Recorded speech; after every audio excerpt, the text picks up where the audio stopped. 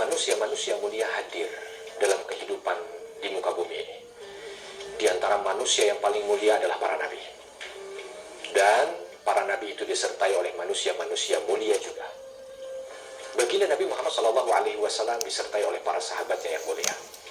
Maka dari itu, merupakan sebuah kewajiban bagi kita untuk menelaah sejarah hidup mereka. Karena itu yang akan menjadi panduan dalam kehidupan kita. Dalam kesempatan ini saya ingin menceritakan sosok seorang sahabat yang punya kemuliaan Masya Allah. Bahkan kalau kita itu membaca Al-Quran gitu ya, itu pahala akan mengalir ke beliau. Kaget mungkin kita ya. Kita baca Al-Quran, pahala akan mengalir ke beliau. Bukankah semua orang Islam ini pasti baca Quran? Iya. Kenapa?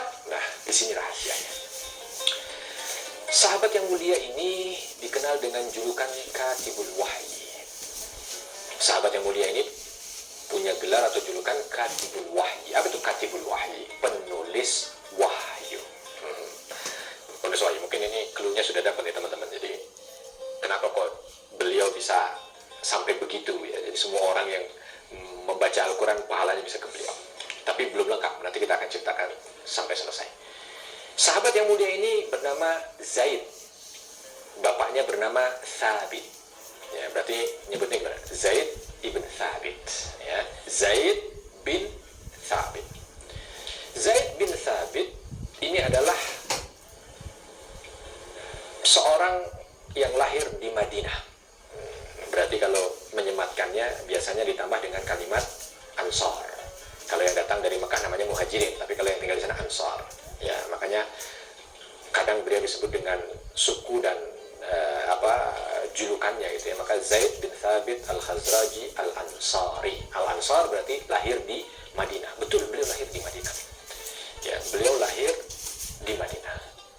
Beliau lahir di Madinah kurang lebih sekitar, ya kalau mau dibikin tahun gitu ya, kurang lebih sekitar 11 tahun sebelum Nabi Hijrah. Jadi 11 tahun sebelum Nabi Hijrah beliau lahir di Madinah. Ya. Jadi Islam sudah ada di muka bumi ini 2 tahun, beliau lahir. Ya, wahyu turun sudah kepada Rasul Shallallahu Alaihi Wasallam, sahabat kita ini lahir. Ya. Nabi sudah berusia 42 tahun, sahabat ini baru lahir. Nah, itu gampangnya. Ya, Nabi sudah 42 tahun, sahabat ini baru lahir.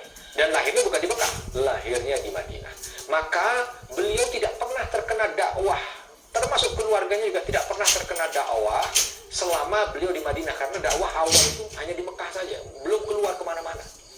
Sampai nanti ketika beliau, Nabi Shallallahu Alaihi Wasallam hijrah. Nah, beliau punya ayahanda namanya Thabit. Ayahandanya ini meninggal ketika beliau berusia 5 tahun. Di saat terjadi perang besar di Madinah, di Yathrib kala itu. Perang besar itu namanya perang Bu'an. Perang antara suku Khazraj dan Aus. Ya, ini paling sering, dulu perang, paling sering. Di antara pemicu perang di antara dua suku asli Madinah ini adalah orang-orang Yahudi. Ya, jadi udah watak orang Yahudi dari dulu memang suka begitu, mengadu domba gitu. Jadi orang Yahudi ini sebahagian ada yang tinggal di Madinah ya, ada 3 suku ya, Qainuqa, Nadir dan Quraizah itu baninya orang Yahudi yang ada di sana. Itu dia tidak suka ya kadang-kadang dengan hegemoninya orang asli, sehingga suku asli yang besar ini diadu domba terus hingga perang. Nah, bapaknya Zaid meninggal di sana.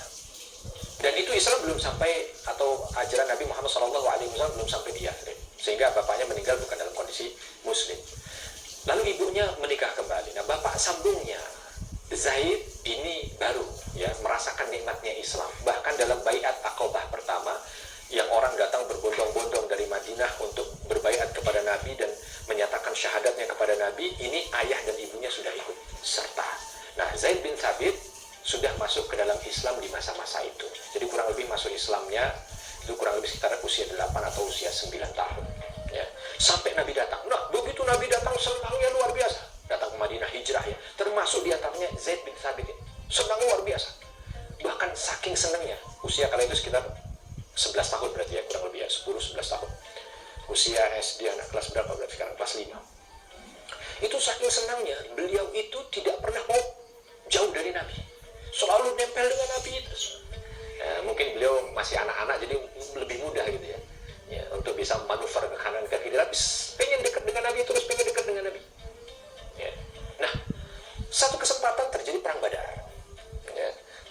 sebenarnya Rasul mengumpulkan sahabat-sahabat dari Muhajirin saja, ya. Dikumpulkan karena sahabat dari Muhajirin ini hartanya banyak yang diambil, hartanya banyak yang dirampok, ya, dijarah oleh orang-orang kafir Quraisy. Maka Nabi mengumpulkan yang banyak meninggalkan harta di Mekah itu untuk mengambil haknya. Gimana cara mengambil haknya? Bukan datang ke Mekah untuk mengambil rumah dan hartanya, enggak. Tapi ada kafilah dagang Quraisy yang datang dari utara menuju ke selatan mau pulang, diyakini pasti itu bawa harta kaum muslimin, maka diambil di tengah jalan. Nah, singkat cerita itu yang dikumpulkan oleh Nabi, ya. Tapi ternyata kaum Muhajirin yang sudah bersiap kurang lebih sekitar 80 sekian orang, itu justru ada kaum Ansor yang mendengar itu. Ditanya, wahai Rasul, ada apa ini gerangan? Hanya kaum Muhajirin yang dikumpulkan. Maka Nabi mengatakan, ini urusannya orang Muhajirin, kami tidak ingin memberatkan sahabat kami dari Ansor, karena nanti mungkin akan ada nyawa yang darah yang tertumpah, nyawa yang menjadi syahid. Oh tidak, wahai Rasul, bahagianya Muhajirin bahagia kami, dukanya Muhajirin dukanya kami. Maka sampaikan pada kami akan tetap berada di sebelah sahabat kami Muhajirin. Dikasih tahu oleh Rasul tentang perkara itu. Dan di luar dugaan, justru orang-orang Ansor tuh banyak yang mau ikut. Yang tadi hanya 80 orang Muhajirin, terkumpul 313 itu, ya berarti sisanya orang Ansor, sahabat Ansor yang jauh lebih banyak, yang nganter jauh lebih banyak. Ya wajar juga ya, kita juga begitu kan. Yang berangkat haji 1, yang nganter 10 mobil. Begitu ditanya, siapa yang berangkat haji nih? Mana yang berangkat haji? 1 aja. Ini mungkin dari budaya Badar gitu ya, berangkat. Nah, kembali ke sahabat ini, Zaid bin Habib mendengar begitu ikut serta ikut dalam perang Badar, dalam misi Badar.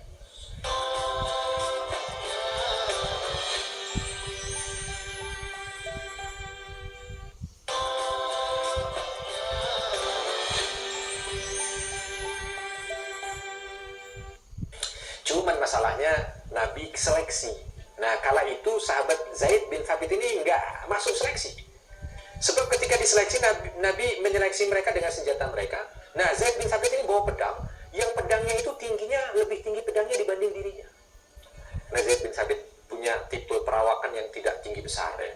Jadi begitu diukur dengan pedang, mungkin kepalanya ini masih setangkai pedang gitu.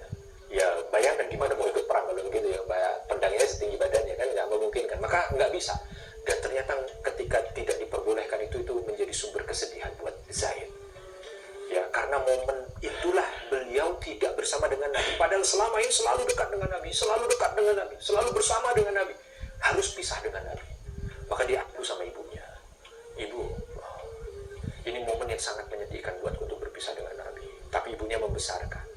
Ya mau bagaimana lagi, kamu tidak mungkin untuk ikut serta. Kamu harus punya keahlian lain yang menarik perhatian Nabi sehingga kamu bisa dekat selalu dengan Nabi. Akhirnya dia bilang sama ibunya, Bu, sampaikan kepada Rasul, aku sudah hafal 17 surat dalam Al-Quran. 17 surat ini jangan dibayangin kayak kita ya. Kita 17 surat, Al-Ikhlas, Al-Falaq, An-Nas, ya, Al-Asr, Al-Kautsar, itu udah 5 sendiri.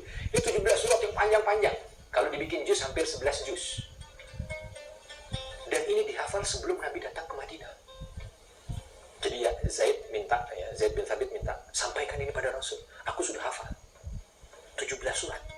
Dan ini aku hafal sebelum Nabi datang. Untuk menunjukkan bahwa punya kelebihan di sini, di hafalan. Baik kalau begitu. Tapi ibunya nggak bisa serta-merta juga bilang kepada Rasul. Akhirnya bilang kepada kaumnya, ya, paman-pamannya dibilang dari Bani Najjar itu untuk menyampaikan kepada Rasul. Oh iya, begitu, ya, sampaikanlah. Ketika Rasul pulang dari perang Badar, para sahabat menyampaikan, wahai Rasulullah, ini ada anak dari anak-anak kami, ya, namanya Zaid, dipanggil Zaid. Oh Zaid ya, ini sering di sebelah kemarin Badar nggak diterima, mungkin begitu ya. Baru disampaikan lah bahwa dia ingin selalu dekat denganmu dan dia punya keistimewaan. Apa dia istimewanya? Istimewanya dia sudah menghafal 17 surat sebelum engkau datang ke Madinah. Bayangkan ya, berarti kan dalam waktu cepat sekali ya. Masuk Islamnya jaraknya hanya setahun sebenarnya. Ayahnya, ibunya itu jarak setahun sebelum Nabi hijrah. Setahun sudah hafal 17 surat. Kita setahun ngapalin Qul ya ayyuhal kafirun aja masih muter. Ini setahun hafal 17. Oh benar, dites saat itu surah Qaf. Lumayan panjang, nggak lulus. Lalu Nabi tersenyum. Ditanya, anak 12 tahun ini ditanya oleh Nabi, wahai Zaid, kamu bisa nggak bahasanya orang Yahudi itu, bahasa Ibrani? Karena orang Yahudi banyak di Madinah. Karena sesungguhnya aku merasa tidak aman dengan bahasa mereka. Takut nanti ketika ada tulis menulis, ada omong, mereka itu berdusta. Kamu bisa nggak bahasa mereka? Lalu Zaid mengatakan, tidak bisa, wahai Rasul. Baik, kalau begitu aku tugaskan kau belajar. Belajar bahasa Ibrani, bahasanya orang Yahudi itu belajar. Datang ke perkampungan mereka, belajar. Sami'na wa ata'na. Zaid yang usia 12 tahun, anak kelas 6 SD, berangkat, belajar. Dan dalam hadis riwayat Bukhari disampaikan, dan tidaklah aku belajar hanya 15 hari hatta hadaptu, sampai aku itu fasih dengan bahasa mereka. Bayangkan berapa? 15 hari. 15 hari dari nol ya, sampai bisa ngomong, nulis ya. Terus apa lagi? Ngomong, nulis, mendengarkan, pokoknya lengkap nih, listening ya, apalagi reading, lengkap semuanya. Semuanya lengkap. Bayangkan 15 hari. Nggak tahu ya, kalau orang sekarang apakah ada yang bisa seperti itu ya. Ini untuk menunjukkan bahwa sahabat itu cerdas, sahabat Nabi itu cerdas. Datang kepada Rasul 15 hari, Rasul, sudah, aku bisa, bahkan bisa, bukan hanya sekedar ngomong, bisa nulis, bisa mendengarkan, bisa apa, insya Allah engkau aman dari makar mereka. Rasul senyum. Lalu ditanya lagi, Zaid, kamu bisa nggak bahasanya Syriania? Bahasa Syriania itu bahasanya orang-orang Syam ya. Bahasanya Nabi Isa, yang bahasa Nabi Isa itu bahasa orang Syam, Syriania. Lalu Zaid mengatakan, tidak bisa ya Rasul, belajar bahasa mereka. Belajar lagi. Berapa hari? Kalau tadi 15 hari, ini 17 hari sahabat. 17 hari bisa semua. Kalau yang Yahudi tadi masih oke lah, saya masih masuk di logika saya gitu ya. Kenapa? Karena orang Yahudi banyak di seputaran Madinah, tinggal datang ke mereka belajar. Nah, kalau Syriania ini yang dia ada di utara, di Syam, ribuan kilo, bagaimana caranya? Dulu belum ada internet yang bisa belajar online kan? Ini menunjukkan betapa cerdasnya ini anak 12 tahun, bukan orang yang sudah 12 tahun. Sampai akhirnya Nabi betul-betul kagum dan akhirnya dijadikan sebagai katib Rasul. Prestasi pertama beliau itu menjadi katib Rasul, nulis, jadi sekretarisnya Nabi. 12 tahun di masa yang kala itu buta huruf itu menjadi sesuatu yang lazim. Buta huruf itu biasa ya, karena memang jangankan zaman dahulu lah, tahun 45 aja di Indonesia mungkin nilai buta huruf di atas 50% ya, apalagi kala itu. Nah, ini ada anak 12 tahun, nulisnya udah canggih, bukan satu bahasa, beberapa bahasa, dan bahasanya, tulisannya beda-beda. Kalau kita misalkan sekarang nulis bahasa Inggris, tulisannya masih pakai abjad biasa kan, sama dengan kita ABCD. Mungkin kalau mereka sebutannya yang beda ABCD. Kalau ini beda, bahasa Ibrani tulisannya beda dengan bahasa Arab hurufnya. Bahasa Syriania juga beda bahasanya dengan bahasa Arab. Karena kecerdasan yang ada pada seorang Zaid bin Thabit. Yang sampai akhirnya beliau belajar lebih banyak lagi, belajar bahasa Persia, belajar bahasa Kipti, belajar bahasa Habasyi, sehingga beliau menjadi penguasa bahasa, menjadi turjumanur Rasul, menjadi penterjemahnya Nabi Muhammad SAW. Dan tidak hanya itu, begitu wahyu turun, saking yakinnya, saking percayanya Nabi SAW kepada sahabat yang mulia ini, kepada ilmunya, kepada amanahnya, maka beliau meminta agar Zaid bin Thabit ini menjadi penulis wahyu. Bahkan ada yang mengatakan beliau penulis wahyu yang utama gitu. Ya, jadi yang paling banyak menulis wahyu setiap ayat yang turun, karena kalau Al-Quran itu tidak boleh semua ayat itu ditulis sembarangan oleh orang-orang. Beda dengan hadis. Ya, kalau ada hadis turun atau ada hadis yang diucapkan, semua sahabat boleh, kalau mau nulis silakan, mau menghafal silakan. Tapi kalau Al-Quran tidak. Kalau wahyu tidak sembarangan. Ya. Ditulis, ditunjuk. Ayat ini yang nulis fulan, ayat ini yang nulis sahabat fulan, ayat ini yang nulis sahabat fulan. Nah, sahabat Zaid bin Thabit ini termasuk yang porsi paling banyak. Bahkan saking cerdasnya, ini beliau ini sampai Nabi mengatakan afradu hadhil ummah. Jadi orang yang paling jago dari segi ilmu faraid. Faraid itu ngitung-ngitung gitu, ya, waris. Ya. Harta berapa dibagi orang berapa, ini sekian sepernya, nanti hasilnya berapa. Itu Zaid. Nggak pakai kalkulator, ya, nggak pakai kertas, cukup orang cerita. Lalu ada beberapa pertanyaan, langsung Zaid bin Thabit mengatakan Anda sekian. Kalau sekarang yang bisa begitu hanya komputer.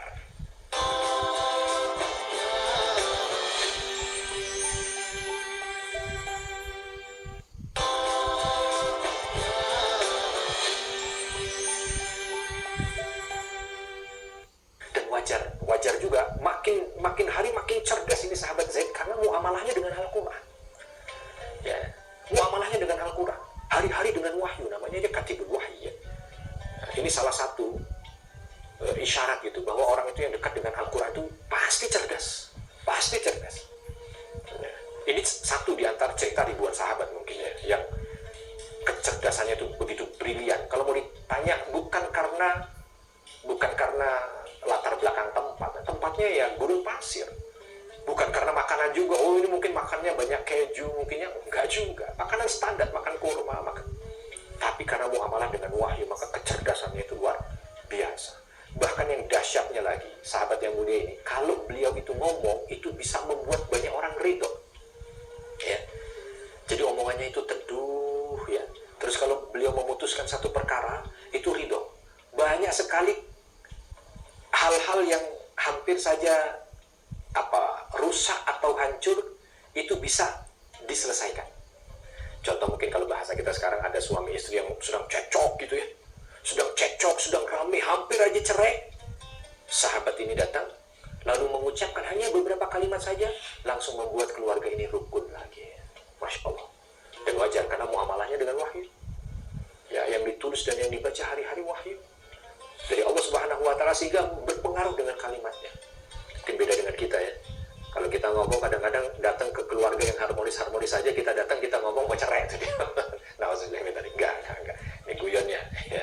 Tapi ini sahabat yang mulia ini, Masya Allah, yang mau cerai, tiba-tiba beliau datang ngomong rukun. Dan ini terbukti, ya, yang paling berpengaruh buat sejarah kita ketika terjadi permasalahan di Sakifah Bani Sa'idah di saat Nabi SAW wafat. Hampir saja terjadi perpecahan di antara umat gitu ya. Hampir saja terjadi perpecahan di antara umat sepeninggal Nabi SAW. Datang Zaid bin Thabit radhiyallahu anhu, beliau berbicara beberapa kalimat, semua yang hadir di situ tuh ridho. Masya Allah. Ini muamalah dengan Al-Quran. Nah, ada momen yang luar biasa yang ada pada beliau di saat Abu Bakar radhiyallahu anhu menjadi khalifah. Banyak orang murtad, banyak nabi palsu, sehingga banyak peperangan yang terjadi pada masa itu untuk memerangi orang murtad dan memerangi nabi-nabi palsu itu tadi. Sehingga konsekuensinya banyak kaum muslimin yang syahid, gugur, wafat. Dan ketika dicatat siapa yang wafat, membuat Umar bin Khattab kala itu agak sedikit takut ya. Kenapa? Karena banyak yang wafat ini para penghafal Quran. Ini kalau nanti perang lagi, wafat lagi. Padahal kala itu Al-Quran belum dibukukan. Sampai Nabi meninggal itu tidak ada Al-Quran dibukukan. Semua disimpan di hati masing-masing kaum muslimin, dihafal. Ya. Maka yang menghafal itu kan tercatat, fulan menghafal, dapat sertifikat, dapat sanad gitu ya. Fulan menghafal. Oh, ini kok yang menghafal yang wafat semua, yang syahid, gugur semua. Maka datanglah Umar bin Khattab kepada Abu Bakar kala itu yang menjadi khalifah, mengusulkan agar Al-Quran ini dibukukan, ya, dicatat ulang. Karena kalau tidak, bisa punah ini dengan wafatnya para penghafal Quran. Tapi kala itu Abu Bakar menolak, tidak mau menerima, dengan alasan saya tidak mau mengerjakan sesuatu yang tidak dikerjakan oleh Rasul. Ya, karena Nabi juga tidak memerintahkan untuk dibukukan, maksud saya harus memerintahkan membukukan, tidak. Lalu sahabat yang datang untuk mengingatkan Abu Bakar juga, Abu Bakar tidak mau, sampai datang Zaid bin Thabit. Zaid bin Thabit jarak umurnya terpaut jauh sebenarnya. Ini yang datang jauh lebih tua, ya, yang datang jauh lebih senior. Tapi Zaid bin Thabit ketika datang bertemu dengan Abu Bakar dan mencoba meyakinkan itu, Abu Bakar itu, ya, Abu Bakar itu nggak kebayang, ya, walaupun kita nggak boleh ya mengandai-andai. Tapi kalau umpama tidak dibukukan dan banyak yang meninggal, akan berat buat kaum muslimin. Tapi dengan apa yang disampaikan oleh Zaid, Abu Bakar itu mau memberikan putusan, ya, bukukan. Langsung yang ditunjuk oleh Zaid, ya, yang ditunjuk oleh Abu Bakar untuk menjadi pimpinan proyek pengumpulan Al-Quran itu Zaid bin Thabit, ya, karena beliau yang membuat Abu Bakar itu merasa yakin untuk perlu itu, ya. Maka langsung ditunjuk pimpin. Tapi begitu ditunjuk, yang diucapkan oleh Zaid lain lagi. Demi Allah, bagiku mengangkat gunung-gunung yang ada di Madinah ini lebih mudah dibanding harus mengerjakan ini. Coba bayangkan. Padahal beliau itu penulis wahyu, faknya di situ, ahlinya di situ. Ditunjuk untuk memimpin satu amanah, beliau masih mengatakan ini berat sekali, lebih baik ngangkat gunung. Maka kebayang wajar ya berkahnya masa itu. Nggak kebayang kalau orang sekarang ini udah jelas nggak ahli, nggak punya ilmu, ya, terus minta proyek, pakai nyogok, ya wajar kalau hancur. Ya, kalau itu cobain, ya Zaid bin Thabit, orang yang kapasitas ilmunya itu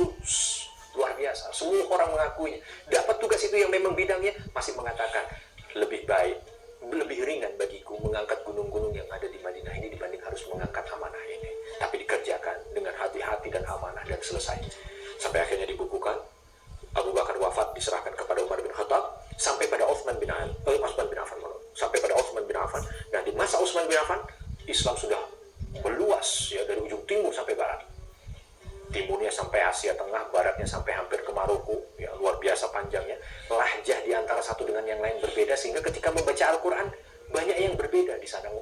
Ngucapnya pakai ini, di sini ngucapnya pakai ini. Kadang harokat A, B, A, I, U-nya berbeda, sehingga datang masukan kepada khalifah kala itu harus dijadikan seragam ini Al-Quran. Karena kalau tidak, berbeda sana, berbeda sini, ini nanti akan menjadi bahaya di kelak kemudian hari.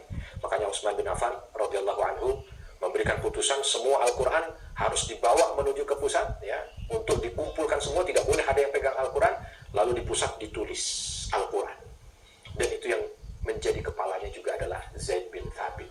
Ditulis ya, ada beberapa Quran, ada 7 atau berapa wilayah gitu, masa itu dibikin, disebar ke 7 wilayah itu, lalu dari wilayah-wilayah itu nanti diperbanyak sesuai dengan apa yang ditulis. Dan Al-Quran Mushaf yang sampai ke kita itu disebut dengan Mushaf Utsmani, ya, itu dinisbahkan kepada Utsman bin Affan. Memang yang menjadi khalifah Utsman bin Affan, yang memiliki kebijakan Utsman bin Affan, tapi orang di balik itu adalah Zaid bin Thabit. Zaid bin Thabit. Namanya tidak disebut Mushaf Zaidi, tidak ya. Mushafnya tetap disebut Mushaf Utsmani. Tetap disebutnya Mushaf Utsmani. Tetapi pemimpin dari proyek itu, bahasa kita gitu ya, yang mengepalai untuk melaksanakan tugas mulia itu, yang akhirnya menyelamatkan. Ya, makanya kalimatnya kan kalau Allah Subhanahu wa Ta'ala bicara tentang penjagaan Al-Quran itu dengan kalimat inna, ya, artinya nahnu gitu. Inna nahnu nazzalna dzikra wa inna lahu lahafidun. Kami yang menurunkan Al-Quran dan kami yang akan menjaga. Jadi seolah ada yang lain, ada peran yang lain di sana. Dan ternyata kalau dilihat di sini tidak berlebihan kalau mengatakan Zaid bin Thabit juga memiliki peran yang luar biasa pada Al-Quran. Maka juga tidak berlebihan ketika orang mengatakan semua yang membaca Al-Quran pada masa ini pahalanya akan berbalik kepada Zaid bin Thabit. Zaid bin Thabit meninggal di tahun kurang lebih sekitar 54 Hijriah. Jadi usia beliau berarti sekitar 65 tahun ya. Dan ketika beliau meninggal, Madinah terguncang habis ya. Semuanya merasa sedih. Ya, bahkan di antara mereka ada yang mengatakan hilang tempat bertanya umat ini. Ya. Hilang yang senantiasa memberikan pencerahan ilmu kepada umat ini, karena memang itulah faktanya. Orang yang memiliki kecerdasan yang luar biasa ini sudah wafat ya. Dan Masya Allah, ini memberikan banyak pelajaran ya untuk kita bersama, dan mudah-mudahan kita juga bisa mengambil pelajaran dari cerita singkat ini. Kalau ada kesalahan saya mohon maaf, dan kepada Allah mohon ampun. Subhanakallahumma wa bihamdika asyhadu an la ilaha illa anta astaghfiruka wa atubu ilaik. Wassalamualaikum warahmatullahi wabarakatuh.